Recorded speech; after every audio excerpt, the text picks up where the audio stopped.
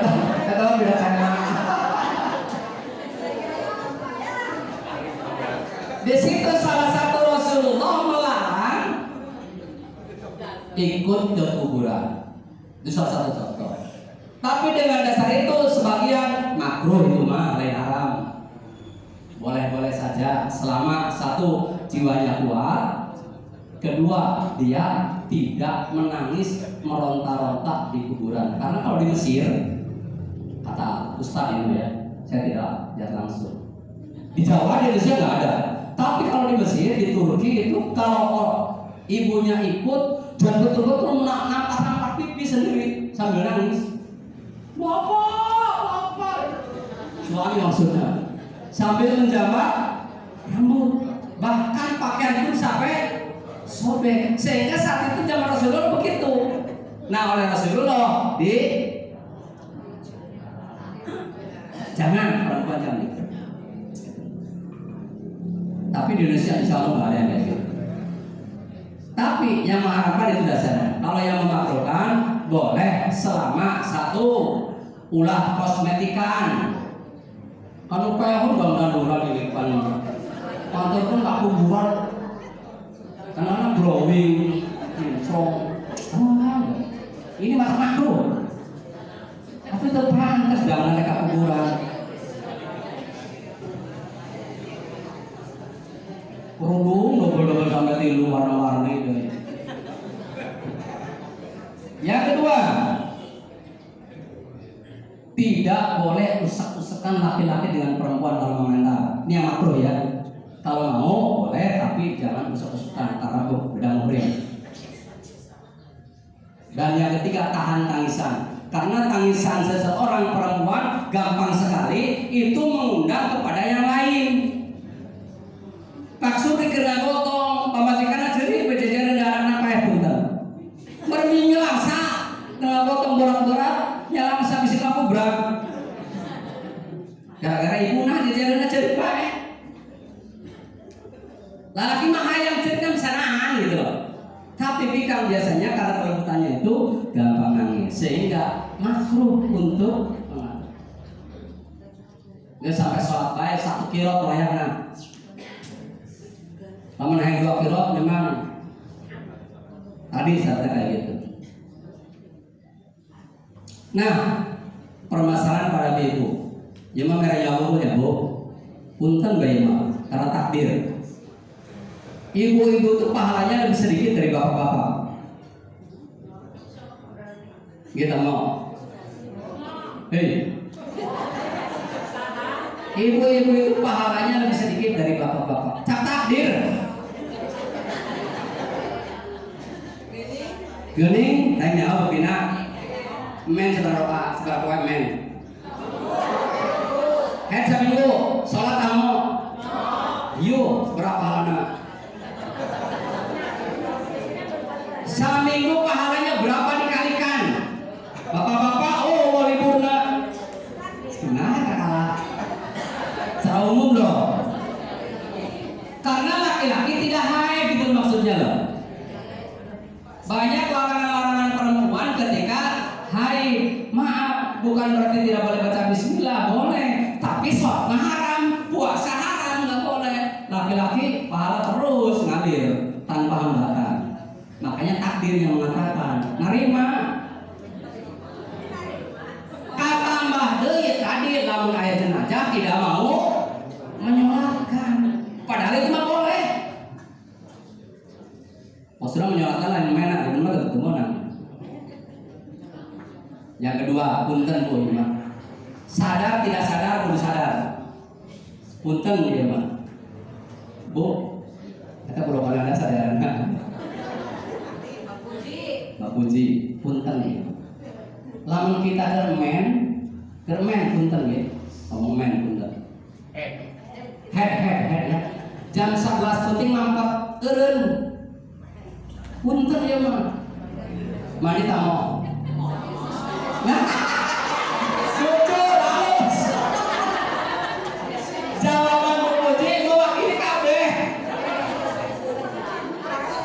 Mewakili kabeh. Engke bae mandina isu masih ada waktu isya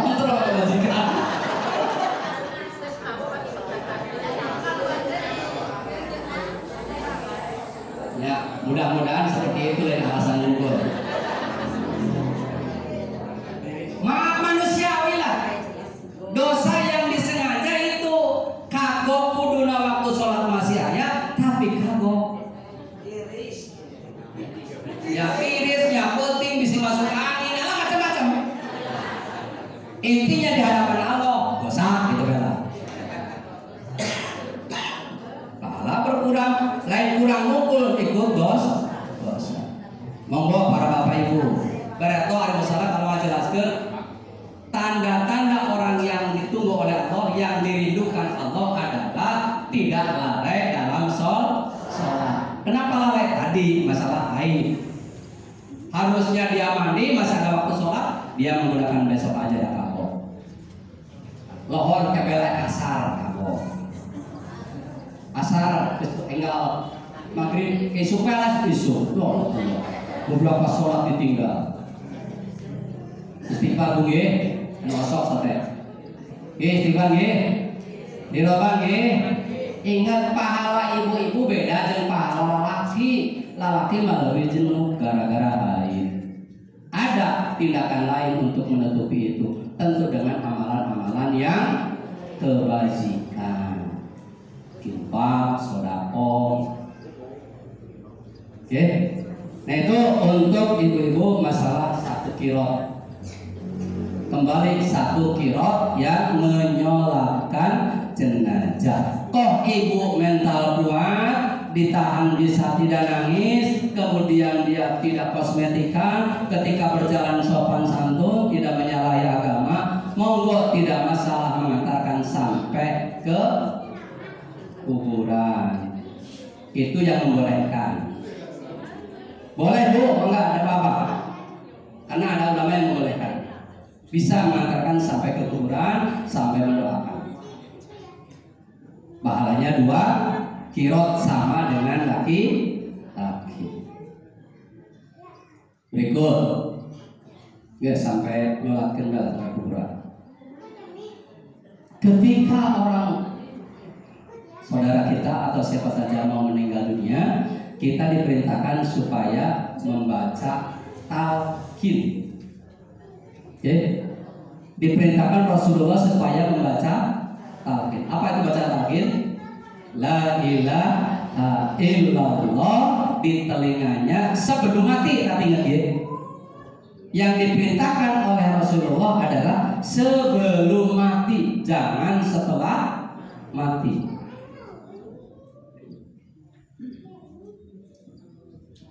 Laqinu mautakum la ilaha illallah, talqinkan di antaramu yang ketika mau meninggal. Di sini mautakum itu akan meninggal. Karena kata orang pinter itu menurut nahwu sorotnya, mauta itu adalah dari kata maiti. Kalau mau mayiti itu sudah meninggal, tapi kalau maiti itu sebelum meninggal. Sehingga kalau kita mentalkinkan itu orang yang mau meninggal. Insya Allah yang lima rata-rata udah biasa ya. Ketika anak kita, saudara kita, bapak kita, kakak kita talkinkan ke telinganya. Rata-rata ibu-ibu yang kuat kalau ini. Biasanya bapak-bapak jarang yang mendekati. Biasanya ibu-ibu. Salah satu lah. Karena kalau berhubung semua di situ nggak mungkin paling ada 2. Itu pun harus suara lembut. Talkinkan. Nah ada perintah hadis yang dhaif, bacakan Yasin. Tidak ada. Itu menurut di Tarzih Muhammadiyah, membacakan Yasin ketika orang sebelum meninggal dunia, hadisnya dhaif. Tidak usah diamalkan. Yang diamalkan kita mentalkinkan saudara kita sesama muslim yang mau meninggal dunia. Tadi ada pertanyaan Pak dari umroh. Riuh dia, kunaunya jangan masuk, termasuk di akal, ekpas di adanan. Kalau nggak jawab gampang, Pak Daryo. Di urangan dia lain, untuk batur kan, aja batur dia. Mungkin mereka punya dasar karena dasar mereka. Kalau orang Muhammadiyah tidak ada dalil yang mengatakan kita kalau menguburkan jenazah suruh diadani. Wah, Ustaz Ali Hidayat mengatakan kalau yang lahir ada hadisnya. itu pun ada sengketa, ada dua paham. Bayi lahir diadani, itu ada hadisnya. Tapi kalau masalah azan kepada orang yang mau dikuburkan, itu ada hidayah yang segitu pandainya belum menemukan hadisnya. Belum menemukan hadisnya. Jadi bagi kita jawaban singkat dan gampang, tidak usah diamalkan. Ini pun bermasalah punten di Kaulan Cikonda. Kalau ada orang Muhammadiyah meninggal, itu suara ribut kayaknya kakak. Sementara keluarga Muhammadiyah sendiri cici nyelekeun. Sehingga warga mereka yang masuk ya ada pasti diadani. Ternyata mereka punya misi. Lamun orang tidak masuk, orang ada. Mau nyarang iya, jangan keluarga mau nyarang. Nah itu salah satu aktor. Kita jadi aktor. Kalau ada orang Muhammadiyah, keluarganya tidak ada, bapaknya laki-lakinya, ya orang Muhammadiyah itu turun langsung, nggak usah ragu-ragu, drop terpegang. Sehingga insya Allah tidak diadankan. Mereka nggak ribut, Pak. Walaupun keluarganya Muhammadiyah, biasanya kalau mereka yang turun tetap diadani untuk minta izin. Tidak ada langsung. Karena mereka kesempatan, orang muda sudah kalah turun. Lalaki punten nggih, lalaki di kamar turun. Pura-pura turun atau takut berake Rasulullah dilarang. Jadi kalau ada keluarga kita, terutama ini yang istrinya NU, suaminya Muhammadiyah, anaknya juga begitu. Biasanya mereka ribut banget, dan kita kalah. Nanti kalau Pak Sudirman insya Allah keluarganya sama ya sana ya. Kalau saya juga campuran sedikit. Ya harus turun biar tidak ada. Cara kita pakai sunnah Rasulullah. Bapak-bapak, ibu-ibu. Yang kedua, jangan merasa takut kita membopong mayat ke dalam kuburan. Jangan merasa takut. Harus bisa, harus bangga. Ketika potongnya dilepas, wajahnya diciumkan, harus tahu. Gak usah takut, jijik lihat mayatnya. Mayat sudah dimandikan kok. Kayaknya bersih dari toko. Harumnya memang harusnya supaya harum daripada bangkai baunya. Jangan salah paham, harumnya mayat itu supaya baunya enak. Kalau ditakuti sama anak kecil, gosong nih, justru itu yang disunahkan. Nah kita jadi aktor penting untuk menangani mayat di dalam kuburan. Banyak keluarga yang tidak mau turun ke bawah, banyak. Alasannya macam-macam, yang jelas alasannya tidak sesuai dengan sunnah. Nah kemudian daripada itu, jam berapa pun 5 menit ya.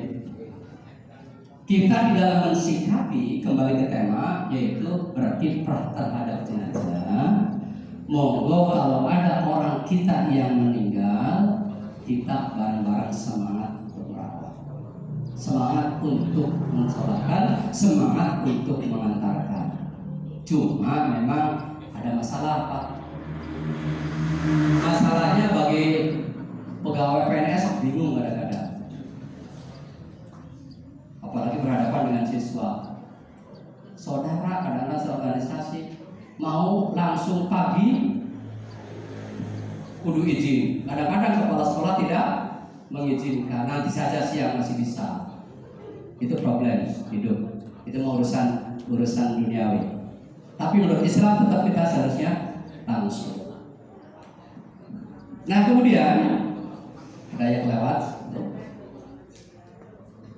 Di dalam kita menghadapi keluarga kita yang meninggal, bolehkah kita ngariung bareng di rumahnya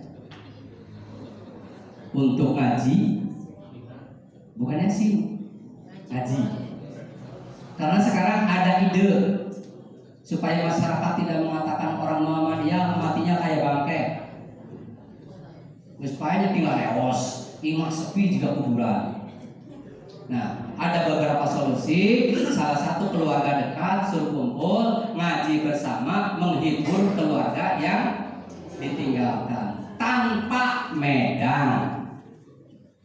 tanpa merepotkan yang ditinggalkan. Kalau memang mau Medan, umpamanya saudara kita meninggal, kita yang bawa ke situ, bukan dari keluarga, itu nggak masalah itu, ya nggak masalah. Jadi kita yang bawa, ada saudara 5 yang satu keluarganya sedang luka, kita yang 4 yang bawa. Justru yang punya rumah ikut Medan. Yang ditinggalkan lepas dari biaya, lepas dari beban, lepas dari anggaran. Boleh-boleh saja. Yang kedua, kalau kita layak, bahasa Arabnya itu kan takziah ya. Kita Islaminya adanya takziah ya. Takziah. Kita ketika layak, ini juga masih tradisi. Entah tahu dari mana asalnya. Permen itu dari mana itu? Permen aqua. Dari yang punya rumah ditinggalkan pada saudaranya. Sumbangan. Kalau sumbangan dari saudara atau dari tetangga itu aman, gak masalah. Aman. Tapi kalau ikut di situ keluarga yang ditinggalkan ribut, beli itu ada permen di situ, kita haramnya. Tidak boleh. Terus gimana? Tanya, ini air dari mana? Harus.